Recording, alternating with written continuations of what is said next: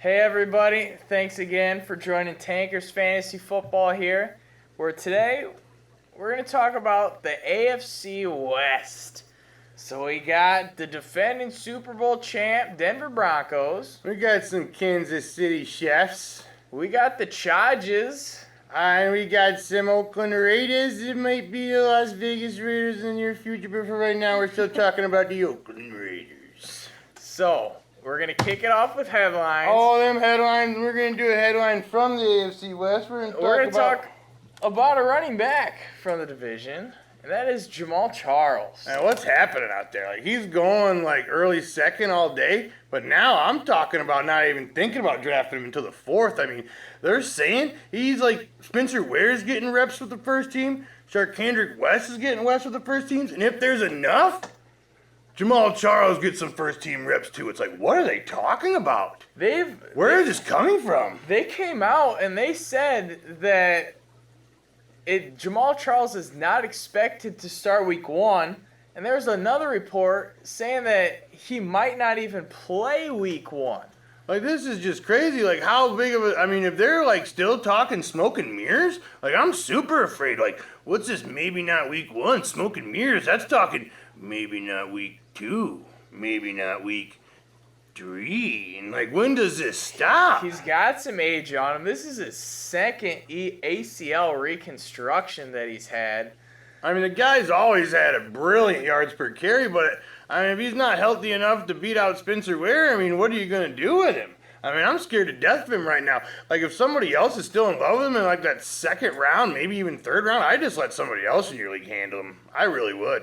At this point, it's crazy. Like, I'm willing to take a flyer on Spencer Ware over, like, in the 7th or 8th round and take this guy in the second. You can't take him in the second no more. That's insane. There's been some talk that Spencer Ware, he's even been seen drafted as early as the 6th round. Yeah, that was right after the breaking news, and people get all excited out there about that. But I'm not touching Spencer Ware in the 6th round. There's way too much value out there. And if Jamal Charles does come back and he is Jamal Charles, I mean, Spencer Ware becomes null and void. So 6th round is completely unsavory.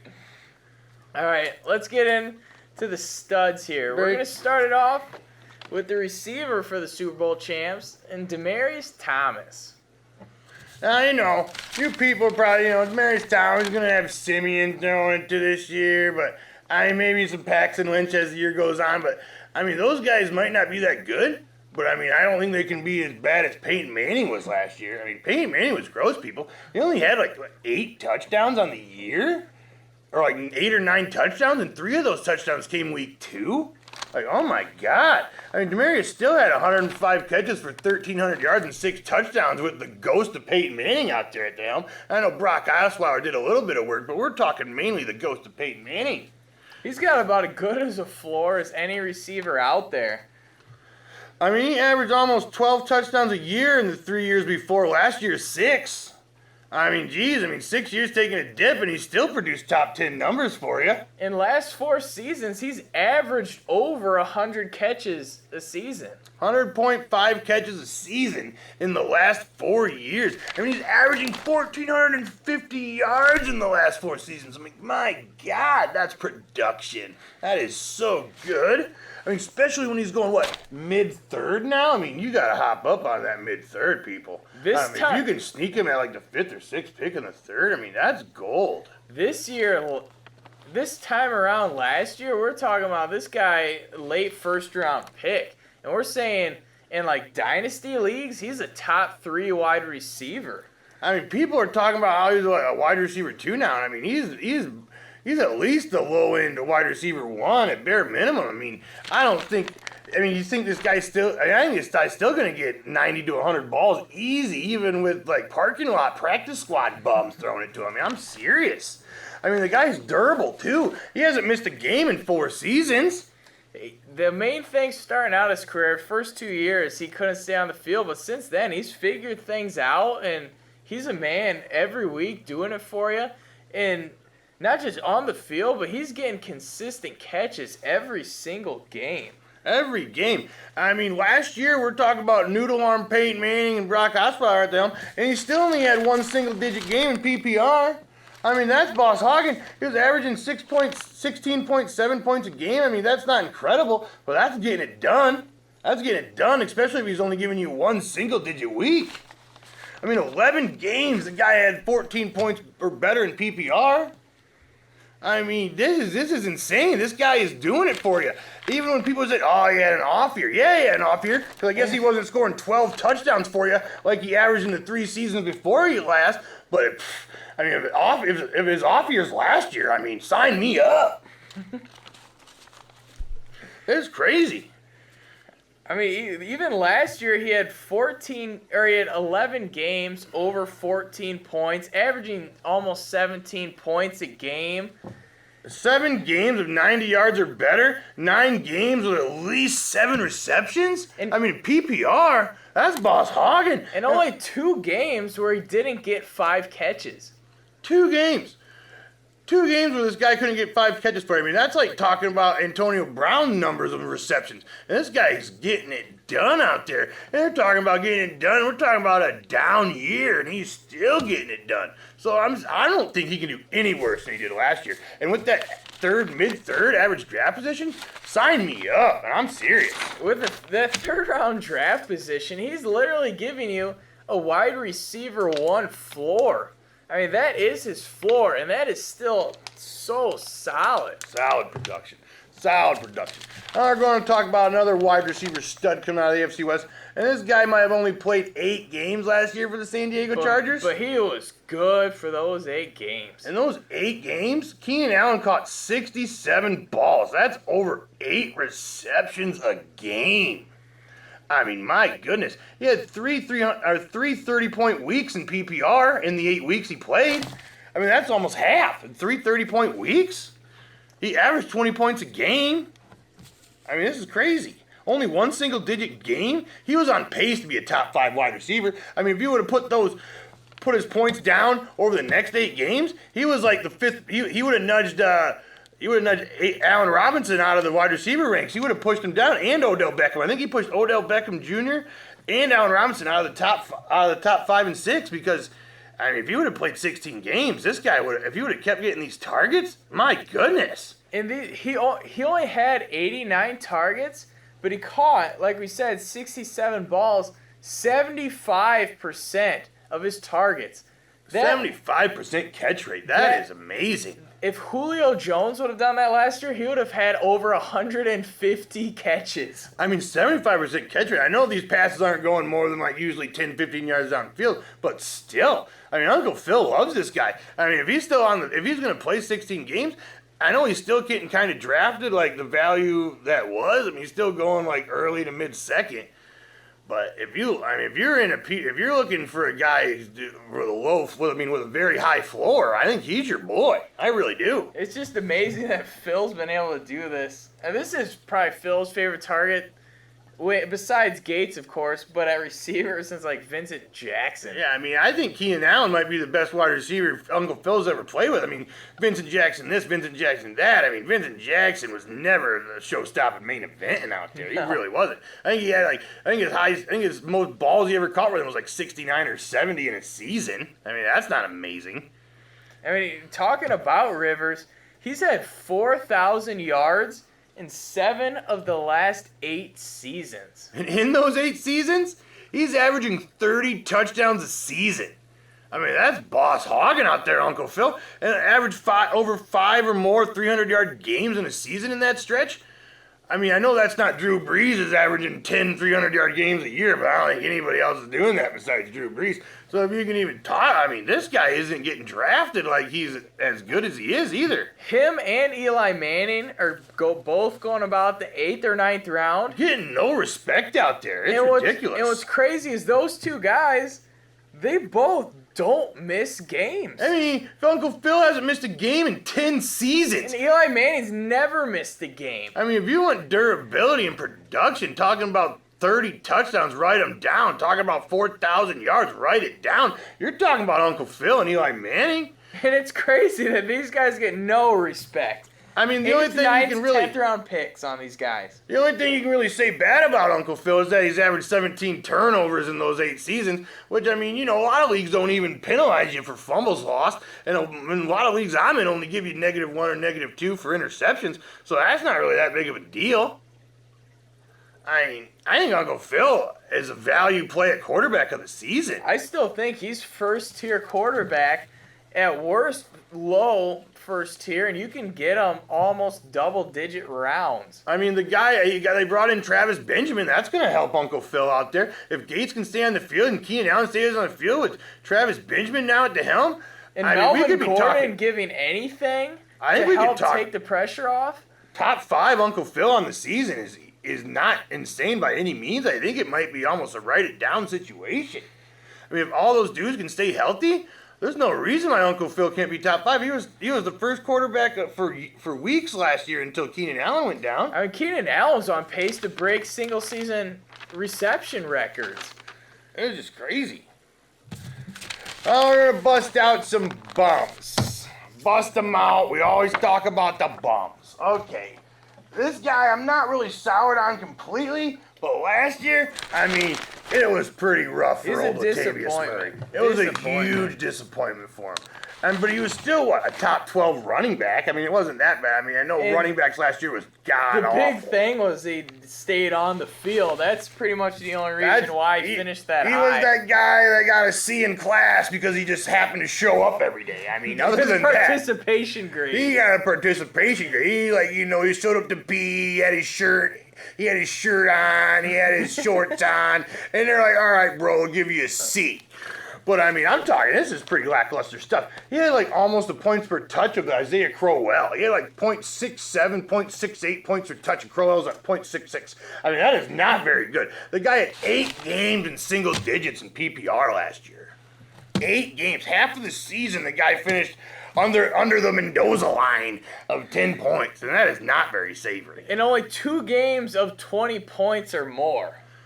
I mean, the guy only had 200-yard games on the season, and they were toting the rock. He was playing the games. He was getting the bulk of the carries week in and week out, and he only busted out 200-yard games for you and no multi-touchdown games? This guy is a disappointment. Yeah, he had 1,300 total yards and 41 receptions, but my goodness, you know what his yard per catch was? 5.7. That's pretty unsavory. That's so gross. I mean, the guy averaged 4.0 yards a carry, which is middle and bum, kind of getting it done, but not really. Just barely scraping by. I mean, if we give it to you on first, second, and third down, you should get us a first down, but you're not going to really do much after that. But my goodness, I mean, but the guy does have upside this year. He really does. Unlike other bums we've done in the past, this guy, I think, can truly be a good value for where he's going. I'm not burying this bum. I'm not burying him at all. I mean, they brought in Asamili or whatever you pronounce that guy's name at guard, and now they got 2 top 15 guards? They've already got a decent offensive line, then they're bringing in some more guys. This could be a top 10 offensive line in the league. Oh, they're talking about one of the best in the league. I heard this one guy talking about how he thinks they're top 2, top 3 in the league. I mean, that's to be seen, but they got 2 top 15 guards out of 18 guards ranked for Pro Football Focus, and they re-signed Donald Penn at left tackle. I mean, they're sewing it up out there.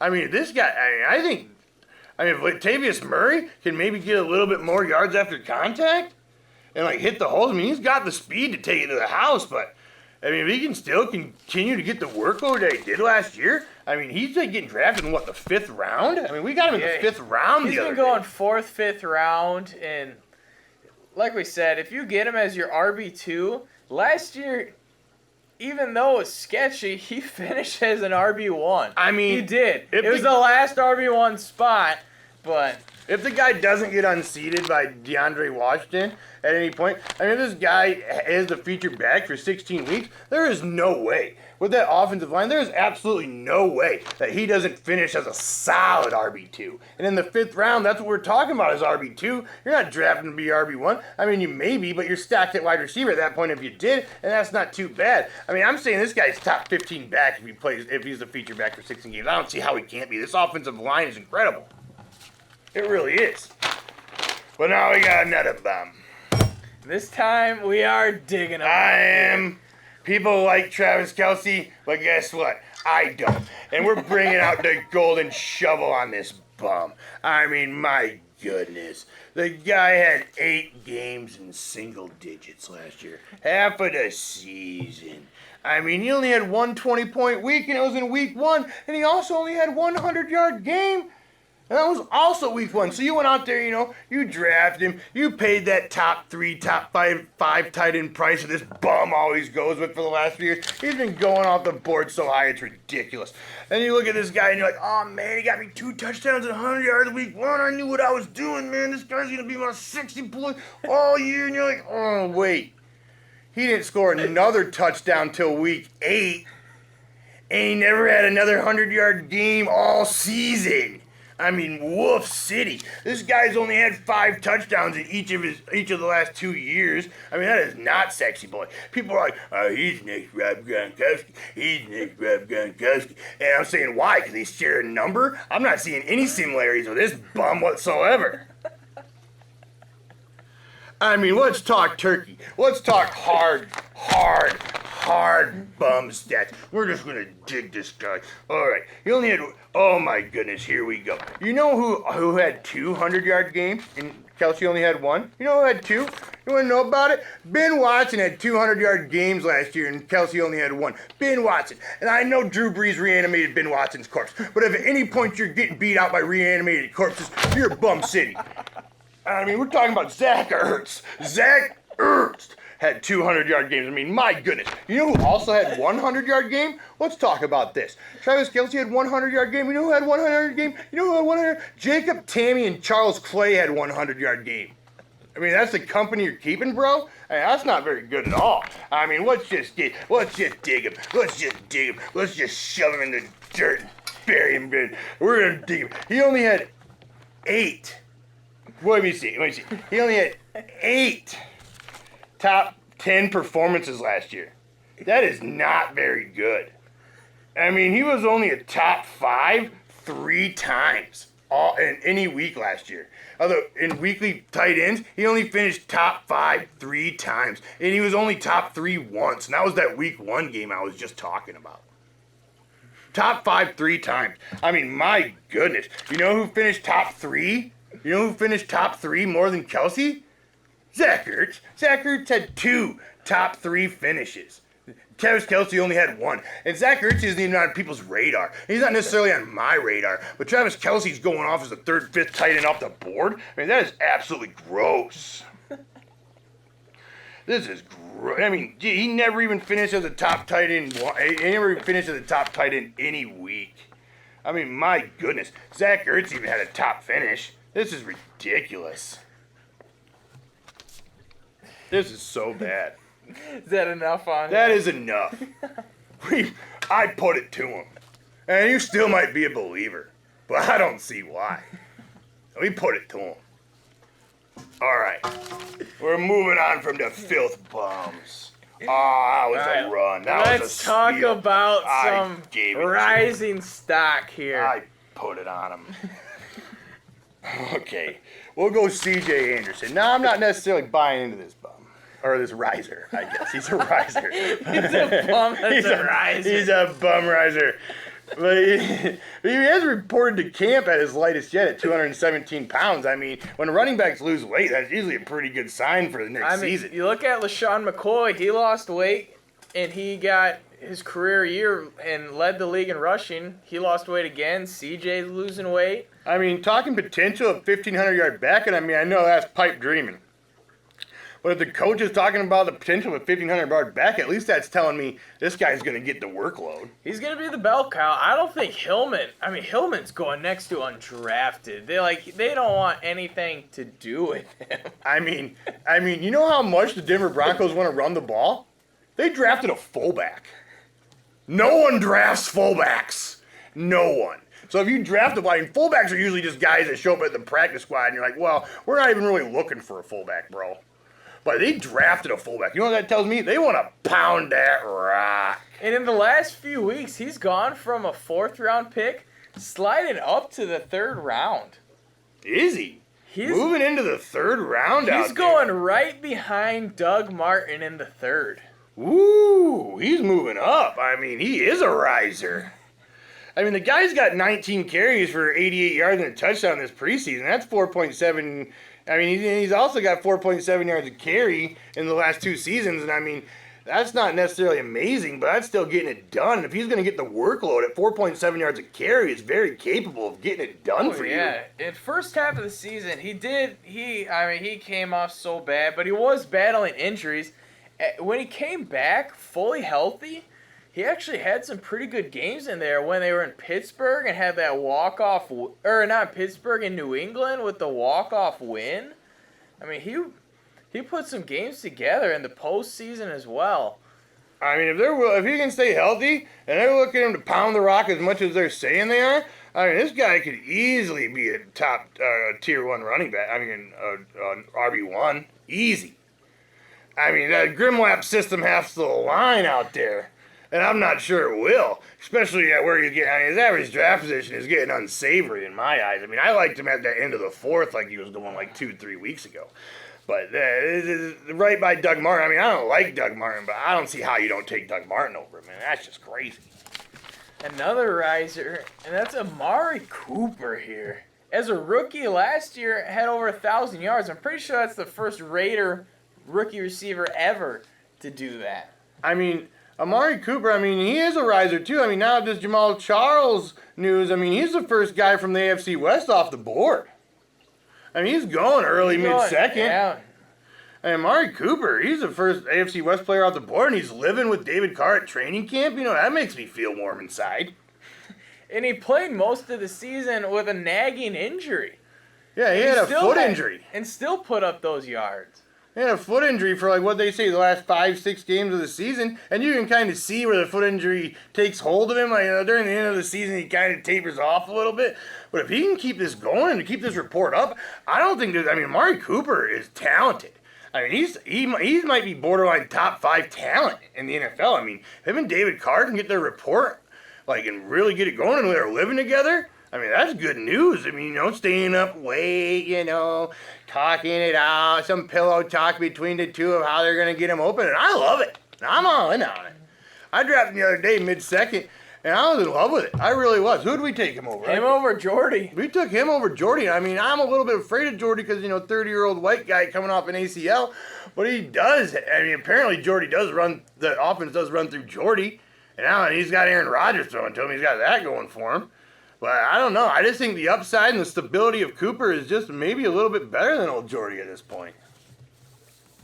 What we got going on now? Another riser here. This is one of my favorite picks, I think. If this guy falls to me in like the 4th round, which it's pretty tough. He's been going kind of 3rd, 4th round. But Jeremy Maclin is such a solid value. He came on, you know, pretty cold to start the season, but he got it going.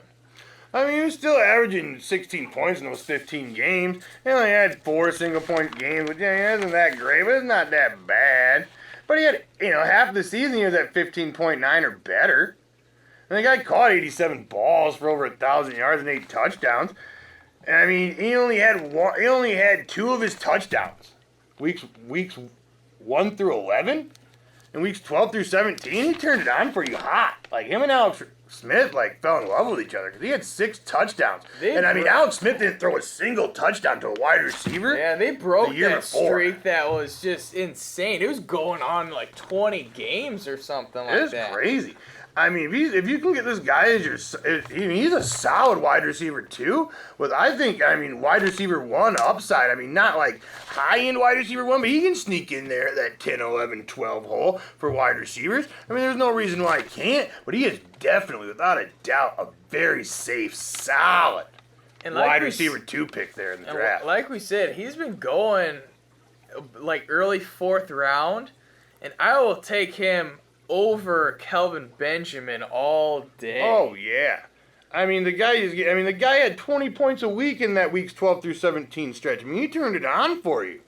It became a real thrill. You felt really good about playing him, and for a while there, you're like, man, I knew it. Alex Smith, you know, he can't throw to wide receivers. He's a bum. But somehow, some way, him and Macklin, they got a report now, and I don't think that's going anywhere. They've been doing stuff in the preseason. The guy's passionate. I mean, he's getting kicked out of preseason games. Who does that?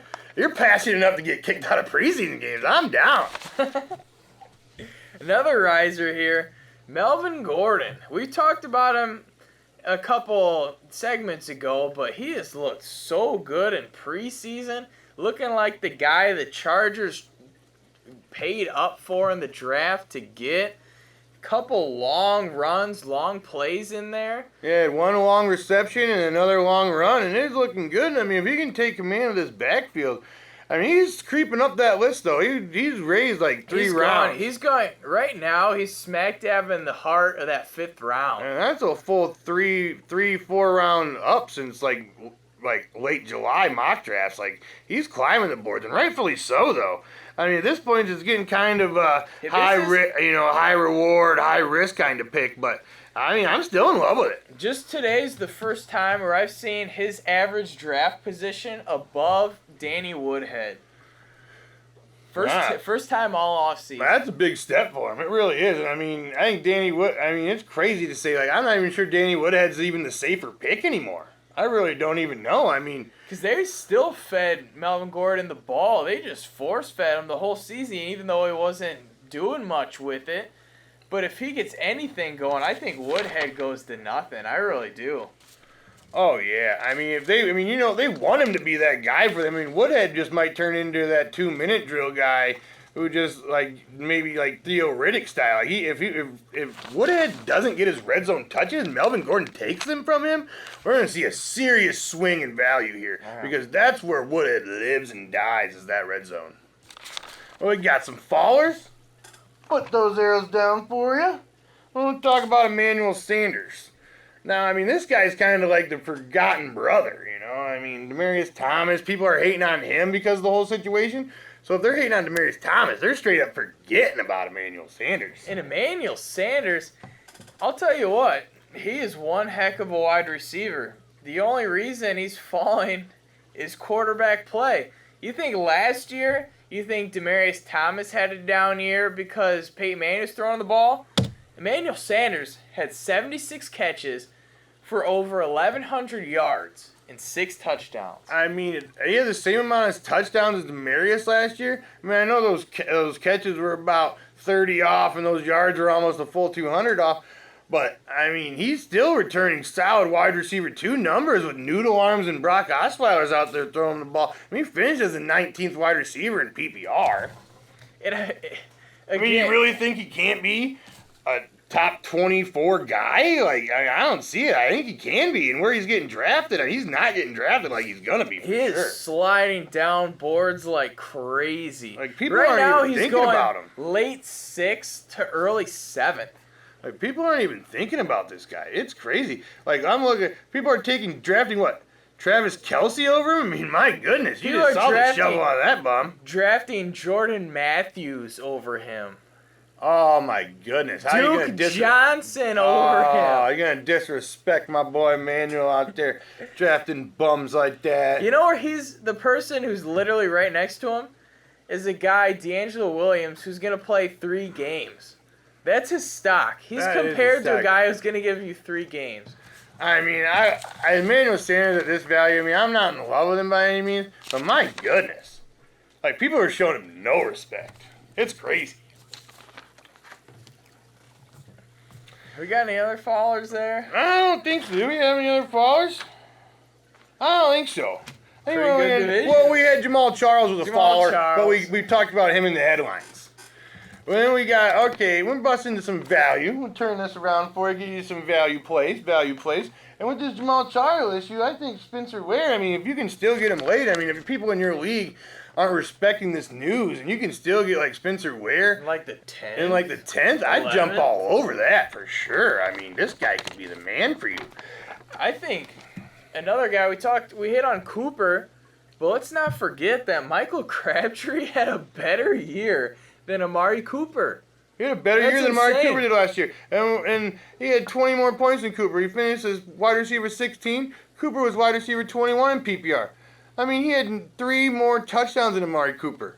And 13 more catches. And I don't think these things are going to repeat themselves. But if Crabtree can, I mean, he's also getting zero respect. Like, he's not even, like... He's going even later than Emmanuel Sanders. He's going in the late 7th round. I'd take Michael Crabtree over Emmanuel Sanders. I really would. He's going right with Deshaun Jackson. Oh, my goodness. Bums like Deshaun Jackson. Matt Jones. Michael Crabtree, I know it's Michael Crabtree, but he finished as the wide receiver 16 in PPR last year, people. That's solid wide receiver 2 numbers, and nobody's giving him that respect. Like, you can go out there and draft him as like your wide receiver 4. Wide receiver 5 if you're wide receiver heavy. That's crazy. And he's going to return value. Like we said, I think Cooper's going to be the guy to have in this offense. But I think Crabtree's still going to get you solid production. I really do. Oh, yeah. Derek Carr's getting better. There's no way Michael Crabtree doesn't return flex play value to you. I think that's impossible. I really do. I mean, Cooper's going to outshine him this year. It really happened. If it doesn't happen, I mean, you really got a good play on Michael Crabtree. I mean, Michael Crabtree beats out Cooper again. I mean, you robbed the bank out there. I don't think he can do that, but I think he can easily put up solid wide receiver 2 numbers. I agree. All right. Thanks again for watching us. Make sure to subscribe to our YouTube channel. Make sure to like us, comment. We'll look at it. We'll answer your questions. Email us, tankersfantasyfootball@gmail.com. And we are now on the Twitter. Aren't we on that Twitter We're now? on the Twitter. I forgot to tell you people. Tankers Fantasy. Go tweet us. We don't even know how to do it. I'm not even sure how it works yet, but we're on there, We're people. tweeting. We are on there. Live action on the Twitter. Thanks a lot for watching. We'll see you later.